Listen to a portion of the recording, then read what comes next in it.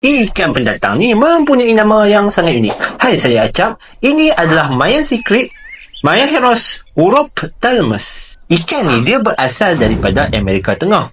Dan yang menarik dia, nama dia ni diambil daripada salah satu suku etnik orang Mesoamerika, iaitu orang Mayan.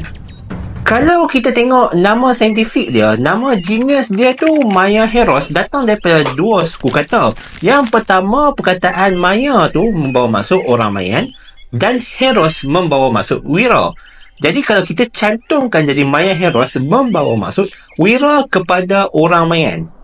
Tak kisahlah sesuperhero mana pun nama dia, Batman, Superman, Clawman ke, di luar lokaliti asal dia, dia bukan wira dah. Dia mampu menjajah pelbagai jenis badai air. Tak kisahlah sungai, tasik, lumbung, malah sampailah ke paya. Spesies ni mempunyai kebolehan beradaptasi yang sangat tinggi seperti saudara dia, tilapia. Dia mampu bertahan di saliniti yang berbeza, oksigen yang rendah dan julat suhu yang sangat luas. Jadi basically, sekarang ni korang dah tambah lagi satu maharaga dekat dalam kita punya sungai. Kalau korang tanya kenapa ikan ni ada sini, tujuan asal ia dibawa masuk adalah bagi tujuan pasaran akuarium. Mayan siklik ni dia merupakan salah satu calon bagi menghasilkan ikan siklik kacuk. Contohnya flowerhorn. Jadi ikan ni kalau korang dapat waktu mancing, kalau tak nak makan, letak je tepi tanah.